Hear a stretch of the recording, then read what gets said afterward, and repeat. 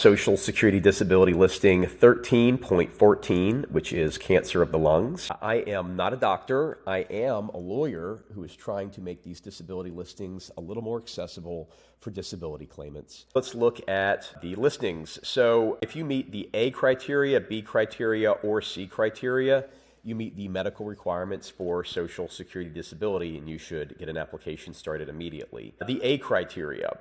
So non-small cell carcinoma, inoperable, unresectable, recurrent, or metastatic disease. So if you meet any of those four and you have non-small cell carcinoma, you meet the A criteria. So let's take a deeper dive. Non-small cell carcinoma, this is like 85% of lung cancer. And if it is inoperable or unresectable, these two words are often used interchangeably to say that surgery can't be performed on the cancer.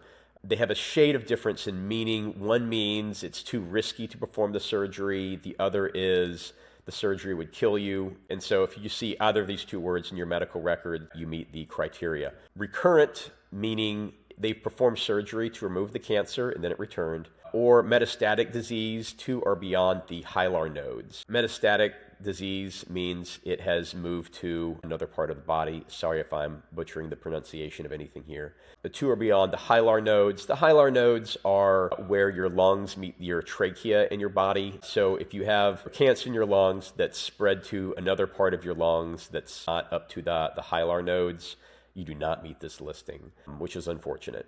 That's part A, or you can meet part B, which is just if you see the word small cell oat cell carcinoma as your diagnosis in your medical records, then you meet the B criteria, simple as that.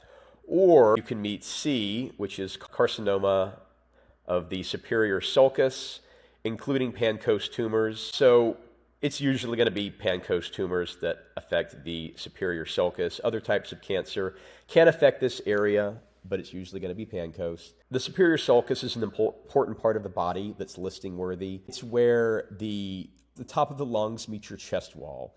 And it's important because lots of nerves and blood vessels run through this area. So whenever cancer affects it or cancer treatments are being used in that area, it greatly affects other body systems and is therefore disabling. So carcinoma of the superior sulcus with multimodal anti-cancer therapy means that your doctor is using more than one treatment therapy, like surgery, radiation, immunotherapy, chemotherapy, things like that. The doctor's using more than one to treat this. You would meet the disability listing, and the listing is going to run from the start date of the first multimodal therapy. So if your doctor says this person's going to need radiation therapy and chemotherapy, it would be from whichever of those two starts first.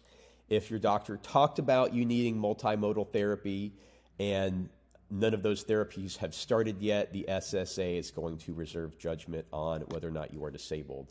Then later it says, consider under a disability until at least 18 months from the date of diagnosis, meaning you're going to get disability benefits for at least 18 months.